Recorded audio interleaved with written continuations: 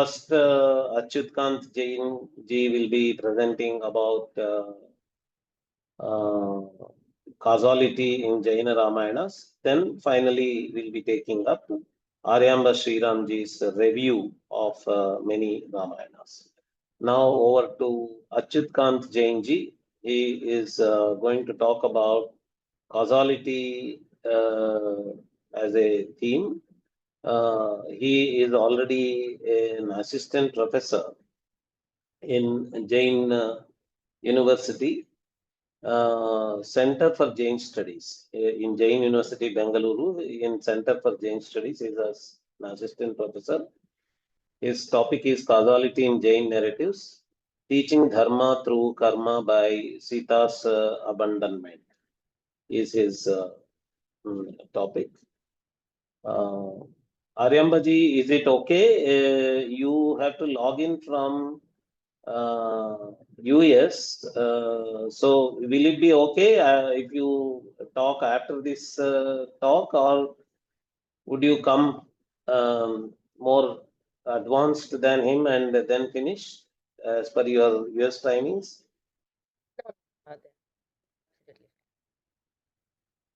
It's fine? Fine.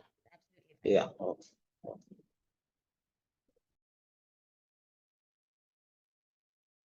Thank you so much, sir, for your kind introduction. So today I'm going to present on causality in Jain narratives, teaching dharma through karma by Sītā's abandonment.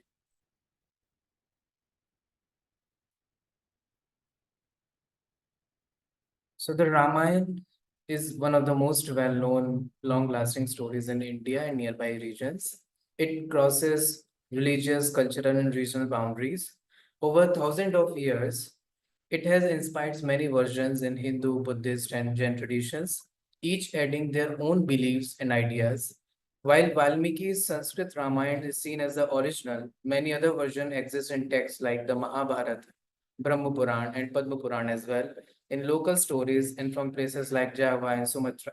This shows how flexible and diverse the story has become. In Jainism, these stories belong to two categories depending on the Jain group. Prathamānuyoga, as used by the Digambars, and the dharmakathānuyoga, used by the Shvetambars. These categories refers to the religious teaching through stories. So the text like Ratnakant Shravakacharya explains the Prathamānuyoga includes stories about the spiritual truth, the goals of life, important figures, and moral teachings. Scholars like Jaini, Kapadia, and other sees these narratives as very important in Jain tradition, as quote says that these stories gain importance by being linked to the older respected text, a common practice in Indian religions. There are two main versions in the Jain Ramayana. The first comes from the Paümacariyaṃ and the Padmapuraṇa. It is a well-known. The second appears to the Gunbhadra's Uttara Purana and is less known but still important. Scholar like Premi suggests that these versions likely came from the different teachers' traditions. The Jain version of the Ram story is unique in Indian religious literature. Unlike the Buddhist version, which sees Ram as the past life of a Buddha, Jainism fits the story into its own belief system. In Jain tradition, Ram, which is also called as Padma, Lakshman, and Ravan, are seen as important spiritual figures, the eighth Baldev, Vasudev, and Prati Vasudev, respectively. They are not just following Jainism, they hold the key roles in spiritual history. The Jain version of the Ram story do more than just change the religion of the character. As Quote explains, these are complex adaptations with deep meaning. While the Jain Ramayana is well studied, some areas need more attention, especially the way Sita is portrayed and how the idea of causality is used. In this presentation, we will focus on Jain writers applied their ideas about causality in the story, especially how Sita is abandoned in different Jain versions written in Prakrit, Sanskrit, and Apabhramsha. It looks at how characters understand cause and effect in the story and how this idea shapes the story structure. The goal is to show how Jain authors used storytelling to express their philosophical ideas by comparing different versions in different languages. This presentation will highlight how these ideas remain consistent over time while also showing how they evolved. This helps us the better understanding of both Jain storytelling and its deeper philosophical meaning. We will briefly understand the Jain theoretical framework of causality. In Jain philosophical discourse, the cause is defined as a determining factor in relation to its effect. So every effect necessarily requires the two types of causes, the internal cause and external cause. The internal cause is also known as material cause, Upadhan Karan, and the external cause is also known as instrumental cause, Nimitta Karan. So we have also further subdivision on the based on the Jain sources. The material sources is also classified as ever present and momentary. The Trikali Upadhan and Shanik Upadhan, and which can be further divided. The Shanik Upadhan can be further divided into immediately preceding mode, Anantar Purv Shanavarti Paryaya, and aptness of the movement, tat samay ki yogyata. Whereas instrumental causes across the Jain tradition and Jain sources, we will see the several types of instrumental causes. But here, the main instrumental causes which we will highlight and which we'll see in Jain narrative is internal and external types of causes. So I will not go in detailed definition of each and every causes. I will just move ahead with our story. So comparative studies of Sita's abandonment narrative. So this section we will examine the narrative treatment of Sita's abandonment across Prakrit, Sanskrit, and Apabhramsha literary tradition, focusing especially on the three significant texts. First, we will see the Vimalasūri's Paümacariyaṃ, which is composed ranging from 1st century to the 5th century. It is written in a Prakrit by a Jain poet in northwestern India. The another is Raviṣeṇa's Padmapuraṇa of 7th century, written in Sanskrit by a Digambar poet. And the third one is Svayambhūdeva's Paümacariü, which is written in 9th century, composed in Apabhramsha by a Digambar poet from Karnataka. So these texts represent distinct temporal, linguistic, and sectarian developments within the Jain literary tradition. The Paümacariyaṃ hold the distinction of being the earliest extant Jain narrative text in Prakrit, while the Padmapuraṇa and Paümacariyu represent the first major Jain narrative composition in Sanskrit and Apabhramsha, establishing a significant chronological and linguistic progression in the development of Jain Ramayana tradition. The episode of Sita's abandonment by Ram spans multiple chapters in each text.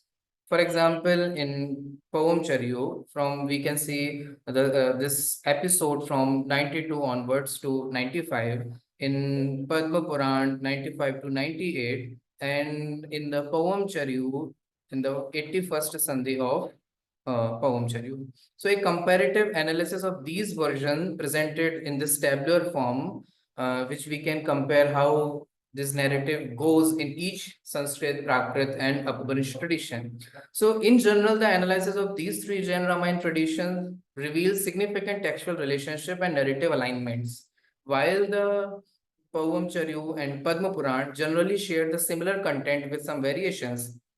All three versions maintain remarkable consistency in their core storyline, which we can clearly see here, particularly in the treatment of Sita's exile. This unified approach to the narrative suggests a common underlying tradition, though each version exhibits its own distinct characteristics in how it develops the story. As well as we will examine in detail, these versions demonstrate both striking similarities and notable differences in their narrative techniques and specific storytelling approaches, despite their shared foundational elements. Furthermore, each text explores the karmic dimensions of Sita's abandonment through detailed accounts of her previous birth, which these narratives appearing in chapter 103 of Paümacariyaṃ of Vimalasūri and chapter 106 of Padmapuraṇa of Raviṣeṇa and 84th chapter of Paümacariyu of Svayambhūdeva respectively. So this parallel treatment of Sita's past life underscores the text's shared emphasis on karmic causation as a central theme in explaining her exile. But we will start from the Sita's experience as a prophetic dream. So in all of three versions, Sita sees two dreams. One is auspicious and another is depicted as unauspicious. In one first dream, he seems Saraha, which is translated as Sharab in Sanskrit, and several Hindi translator use for the Astapada or a sing. So, or in Apabhramsha, it has been the translator translated as a baby elephant. So, apart from the variations in translations, the core meaning of this dream remains same, which means the in Sita's future son as a powerful. The another dream that has been seen by Sita was the it was she was falling from the Pushpak Vimana. So both texts interpret this as an inauspicious omen. However, this is not found in Paümacariyu of Apabhramsha. So the Padmapuraṇa takes a more proactive approach by prescribing ritual solutions and specifically recommending that jinn worship in temples as remedial measure to the counteract of the potential negative effects. And this has been suggested by Ram to the Sita. In contrast, the PCV, the Paümacariyu version, the Prakrit version, acknowledges the omnious nature of this dream, but continues with the narrative without suggesting any specific remedial actions through Ram.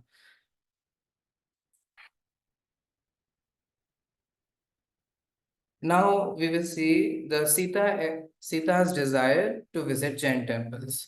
So in all three Jain versions of the Ramayana, there is an important moment when Sita tells Ram that she wants to visit Jain temples. This happens while she is pregnant, and when Ram asks what she wishes for, she expresses a deep desire to worship the Jinna, enlightened beings in Jainism, at different places across the land.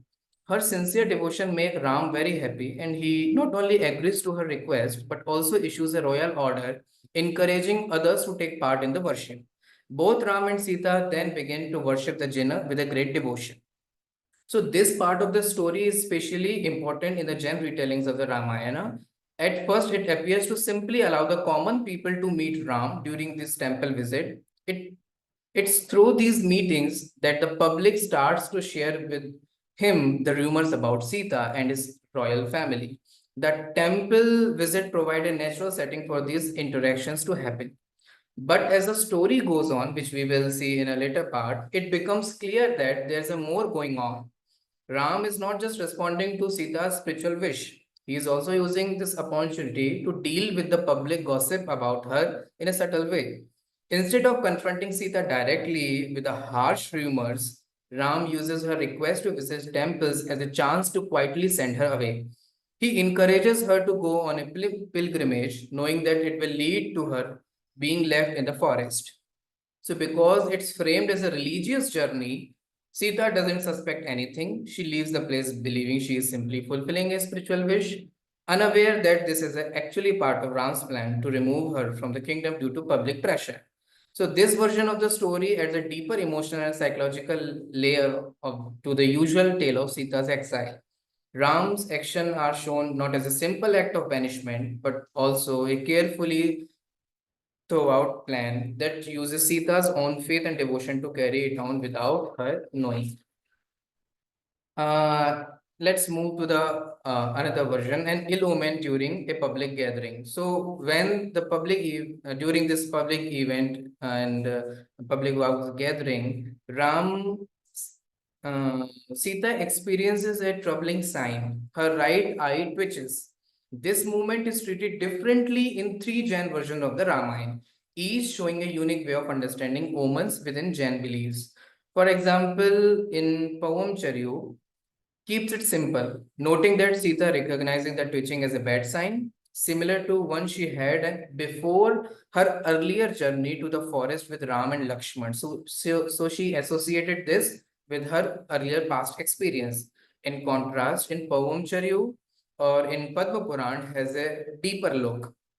In these various versions, Sita discusses omen with her companions who present four different philosophical views. One says karma must take its course, another believes everything is already destined, One trusts in Ram's devotion as a source of hope, and the last suggests taking a spiritual action through rituals like self-restraint, charity, worship, and austerity. So what stand out most in Sita's own reaction in Paümacariyu and in Padmapuraṇa, instead of giving it into fear, she chooses to act. She organizes charitable acts and encourages religious involvement, showing that in Jain thought the best way to respond to misfortune is not with a passive acceptance but with active spiritual effort. Let's move to the next episode. The citizens inform Ram about the rumors, Lokapvad. So in this episode, the citizens approach Ram to share their concern about troubling rumors spreading through the kingdom regarding Sita. How they speak to him, which means Ram, differs across the Jain version of the Ramayana. For example, in Paümacariyu, the citizens are hesitant and cautious, first asking Ram for Abhaydan. And this can be seen in both versions, in Paümacariyu as well as in Padmapuraṇa. So they were a bit afraid before asking or before saying anything to his ruler. So in contrast, in Paümacariyu, the Apabhramsha edition shows them as a more direct and confident approach. They openly tell Ram that he has overlooked important matters they feel compelled to raise. So before addressing Sita's specific situation, the citizens first speak about the general decline in public values. Then they focus on the main issue, the rumor about the Sita lived in Ravan's house for a long time, and that Ram accepted her back. So they fear this sets a dangerous example for society, referring to the saying that Yatha Raja Tatha Praja. They argue that a ruler's actions shape public behavior and that the Ram's acceptance of Sita may be encouraging moral decline. The text describes this decline in a different ways. In Padmapuraṇa, the society is becoming more unruly. Powerful men are misusing their influence. So this all is being depicted by the authors, abducting other women's wives and taking back women they had previously abandoned. In Paümacariyu, the immoral behavior among women is highlighted. Some are openly associating with other men, justifying their actions by pointing to Sita's stays in Ravan house. So these accusations leave Ram torn between his love for Sita and his duty to protect his kingdom's values. So he struggles with how to balance his personal feelings with his role as a king and a moral leader. So this episode reflects key themes found in Indian literature: the clash between private loyalty and public duty, the influence of public opinion on royal decisions, and the role of the king as a moral example for society. It also shows how women's behavior, especially a queen's, is treated as a matter of public concern. The different ways the citizen approach Ram suggest changing ideas about the power of subjects to hold their ruler accountable. In Hemchandra's Jain version of the story, Sita's exile takes a different turn. After she became pregnant, Ram's other wives grow jealous and trick her into drawing an image of Ravan's feet. Even as Sita insisted that she never looked at Ravan himself. They use this to spread rumors and turn public opinion against her. Eventually, Ram, disguised, hears people criticizing him and decides to send Sita away.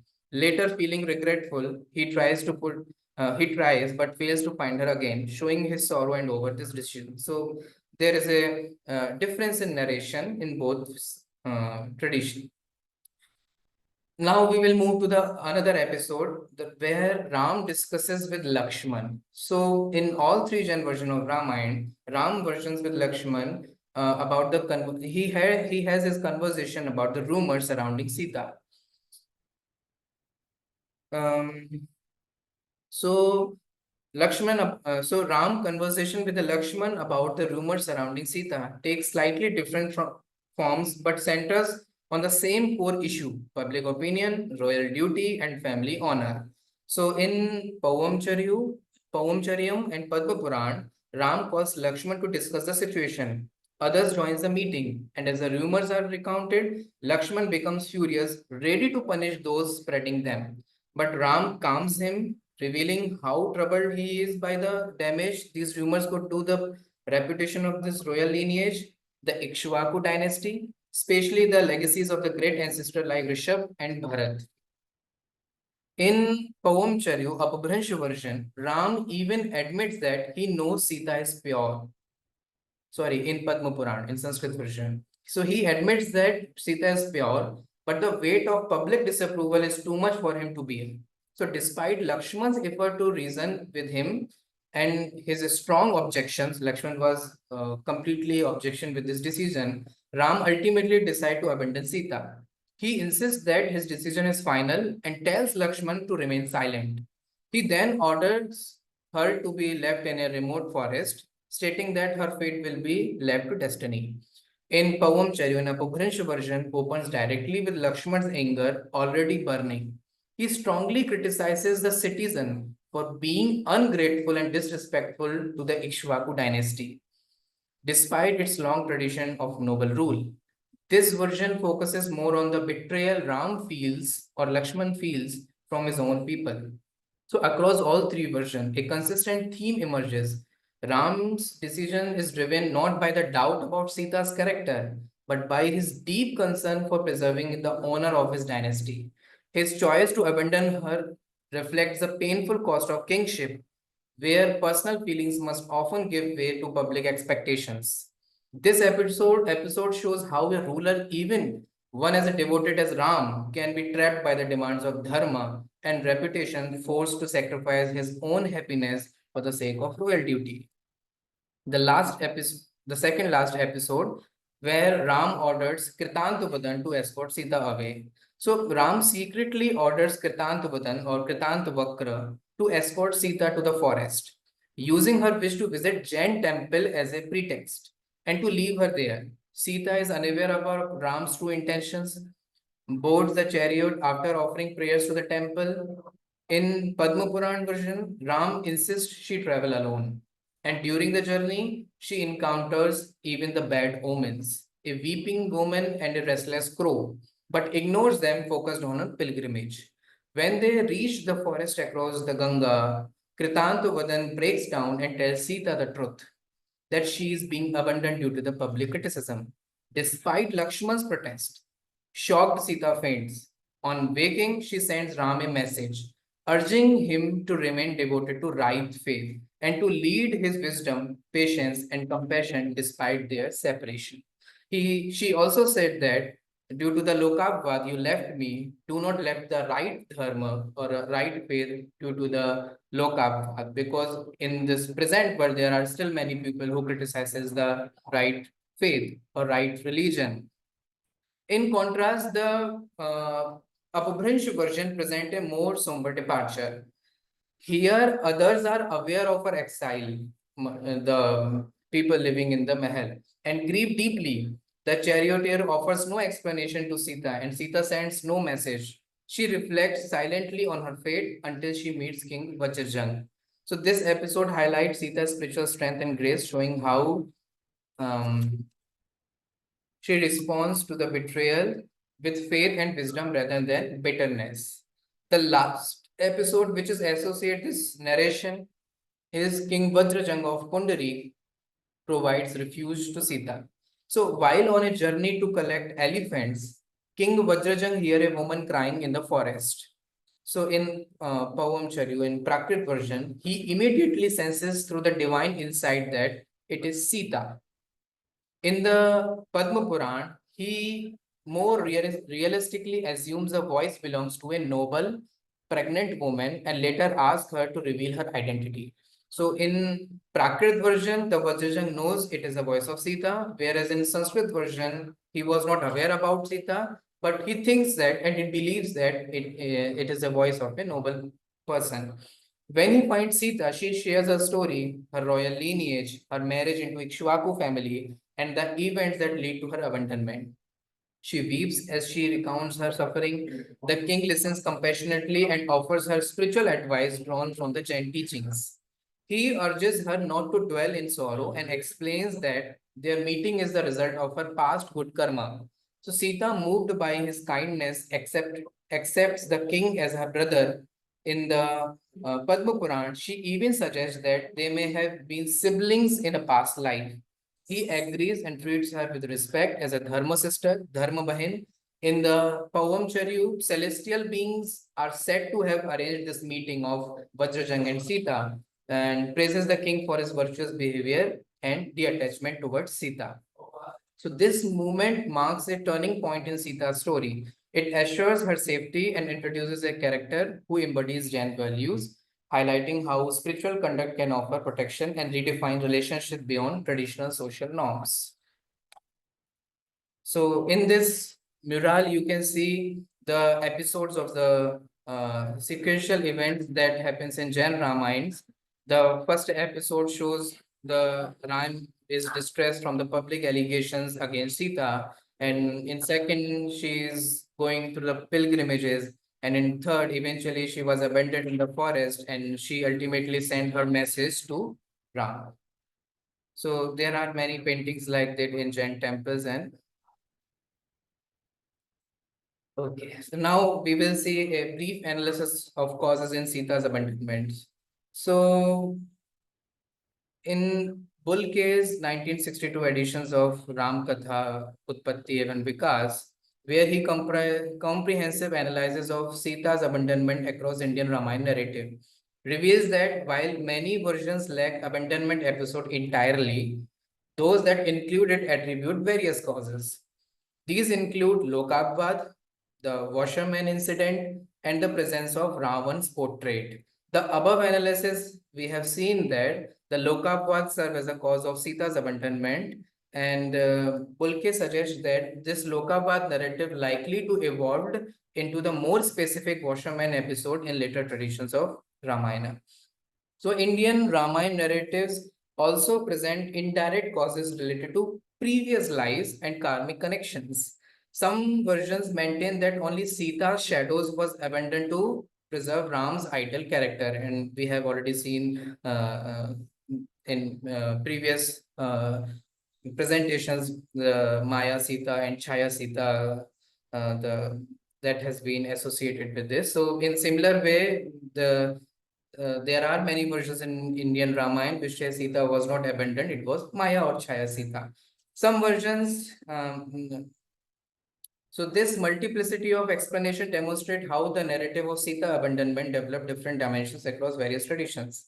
So in these three Jain traditions, beyond Lokapvad, Sita's abandonment is attributed to karma from her previous lives, while other Indian Ramayana narratives cite indirect causes such as sage's curse, the separation of a pair of birds, or a Valmiki's boon. The Jain version specifically frame the narrative within karmic causation rather than through curses or boons. So all three versions share a powerful cautionary tale that illustrate the karmic consequences of false accusation and harmful speech. They recount how in her previous life as Vedvati, Sita falsely accused a monk named Sudarshan when she saw him speaking with his sister, an Arika named Sudarshana, in a garden. So this false accusation led to public disrespect of the monk, who then took a vow of fasting until his name was cleared. When Vedvati's face became swollen due to this transgression, she admitted her falsehood in front of everyone and sought the monk's forgiveness. So the text draws a clear moral conclusion. Because Vedvati had falsely marginalized the sibling pair, she faced a similar false accusation in her life as Sita. However, just as she eventually cleared the false accusation in her previous life, she also proved her purity in her life as Sita. So this karmic explanation exemplifies how Jain versions interpret events through the lens of cause and effect rather than causes. So the narrative interpret events through the lens of cause and the narrative concludes with important teachings about speech and accusation. One should never speak words that might bind one to sin. One should not speak of others' faults even if they are true. And concealing others' fault is considered as a great virtue, upguhan of a right faith. So this principle underscores a Jain emphasis on ethical speech and karmic responsibility. The Jain narratives present a sophisticated understanding of Sita's abandonment through the lens of karmic causality. They establish that the primary cause of her exile stems from karma accumulated in her previous lives. This karmic debt manifested as public censure, which is lokapvad, which ultimately led to her banishment.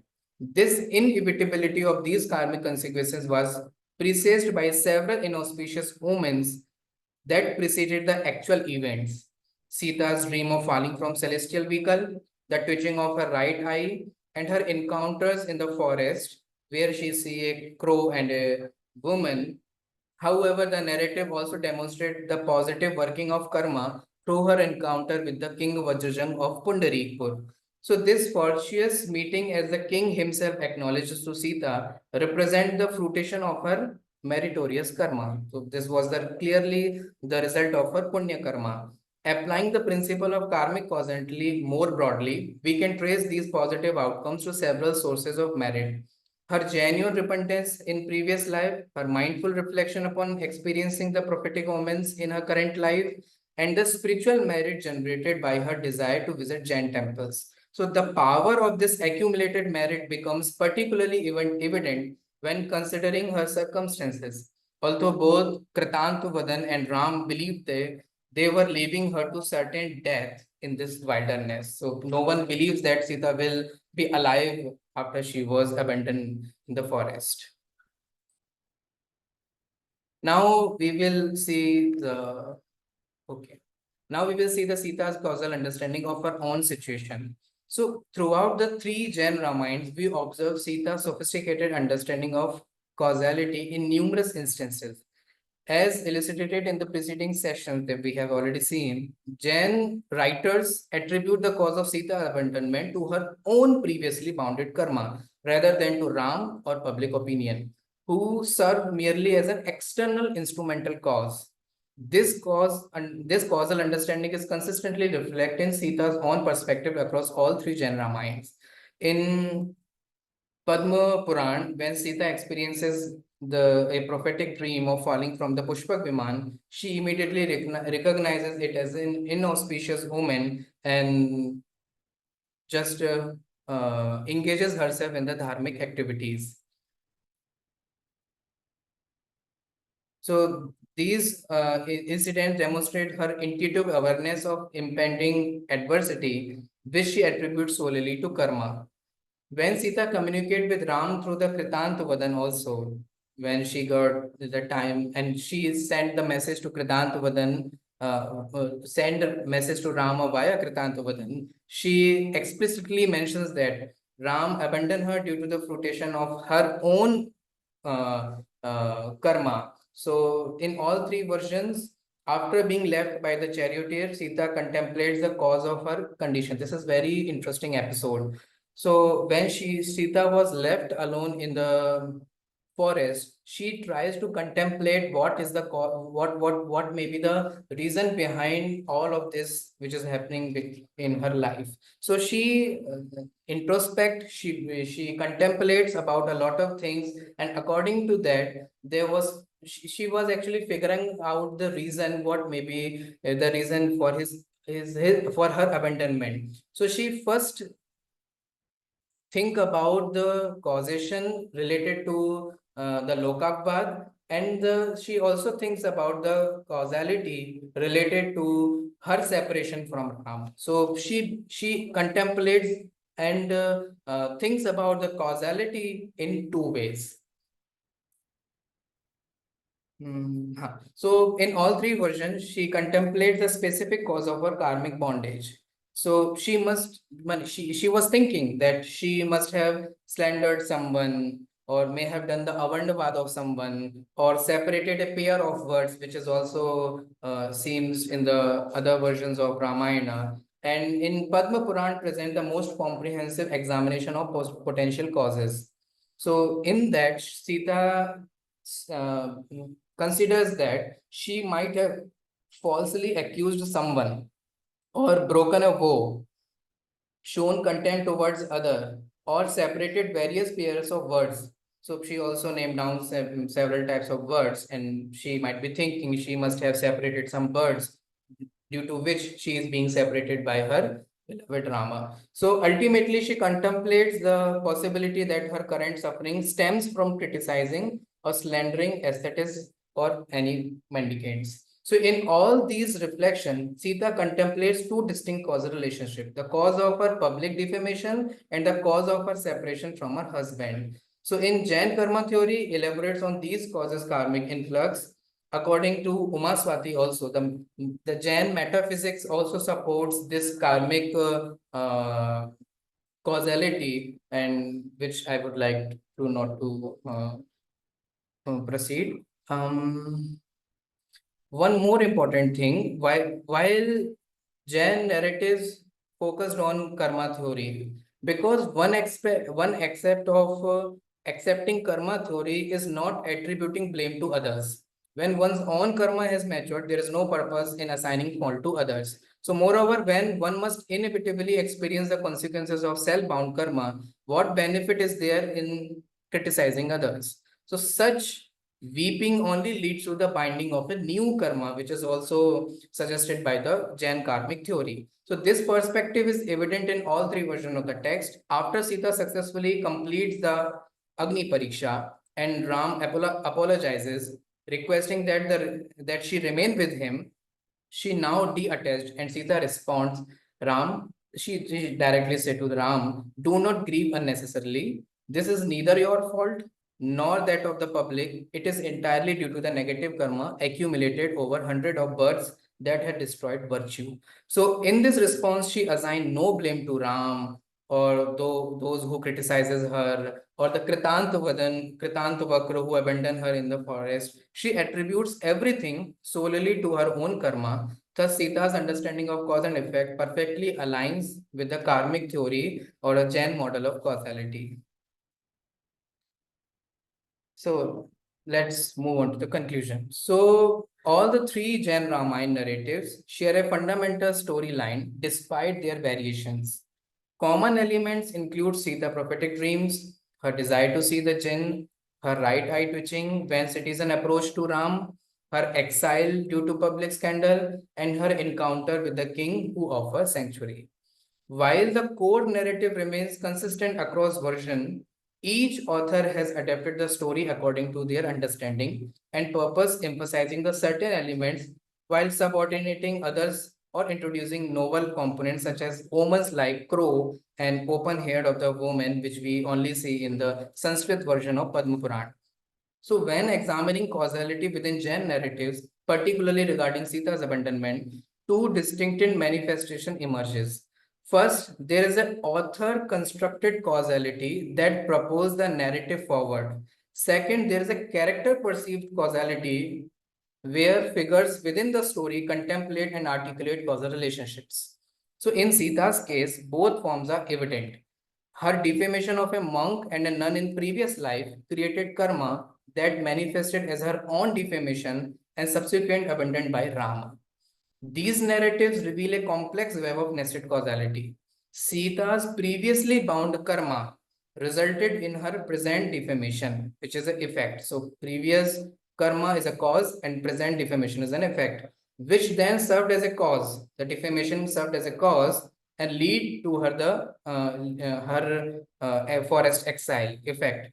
Additionally, because her abandon was predetermined by karma, she experienced preliminary omens such as falling from the Pushpak Viman in her dreams, her right eye twitching, and encountering the inauspicious sign like crows and omens with deceived hair. So this causal framework encompasses both negative and positive karmic influences. While her past negative actions lead to abandonment, her virtues, acts, and spiritual devotion, which is a cause, resulted in divine protection in the divine dangerous forest.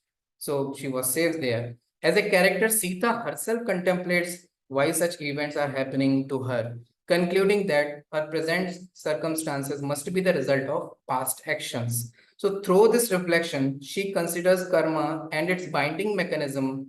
The narratives thus present a complex causal web that indirectly illuminates sophisticated Jain karmic principles such as Nidatti and Nikachit, and the Utkarshan and Apkarshan, and such stages of karmic material. In analyzing these causal relationships, we can distinguish between external instrumental cause and internal instrumental cause. So what is external instrumental cause? The public was criticizing her, the decision of Ram, the Kritantavakra, and everyone. These all are related to the external instrumental causality. And more importantly, Jain writers do not focus on the external instrumental causality. Instead, they focus on the internal instrumental causality, which in this case was the karma bounded by Sita. So these distinctions, which are aspects of nimitta, instrumental cause, form the primary causal framework within these narrative, demonstrating that Jain storytelling typically emphasizes instrumental causation over material causation. So this analysis reveals that Jain authors do not merely narrate story, but convey their metaphysics, ethics, karmic theory through narrative. The entire account illustrates worldly it demonstrates the Sita's karmic cause and effect relationship, encourages dharmic engagement. The benefit of this causal framework is that it directs individuals to look inward rather than outward, focusing on one's own karmic responsibility rather than blaming others. So despite differences in narrative style, language, writing period of each and every Jain Ramayana, in all three Jain Ramayana, there's a consistent intention and causal model which remains same. Further studies might explore when and why material cause predominates in Jain narrative literature and why it appears less frequently as compared to the instrumental causes, and how causality functions in Gunabhadra alternatives Jain Ramayana tradition. Thank you so much for listening me. Thank you so much. Wonderful, Achyut that was really truly scholarly, truly academic, as fits your position as an academic in the university. Unlike the Tirthankara versions of Ramayana, which has many versions in it, the analysis is based on a specific concept of logic called causality, and there is a deep analysis in that. Let us check if there are any questions. There is one question from Sunil Kumarji. What were the cultural influences and milieu that influenced the Jain narratives? Which regions influenced the episodes? Karnataka, Magadha, present-day Gujarat, or Rajasthan?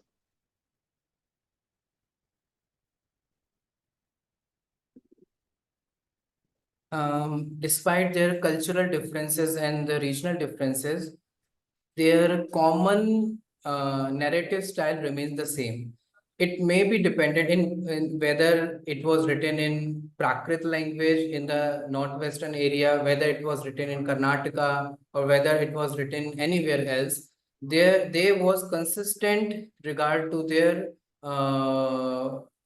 dharmakathānuyoga, because I already mentioned the Jain narratives falls under the category of dharmakathānuyoga. So they have to develop each and every stories or whatever narration they are using it in the dharmakathānuyoga style only. So there may be the differences in languages, there may be differences in the regions, the style, the language, but the consistency is regarding to their there's a consistency in regarding to their following the dharmakathānuyoga, which is to deliver the vitarāga katha or to deliver the Jain causality or a Jain teachings in a narrative style.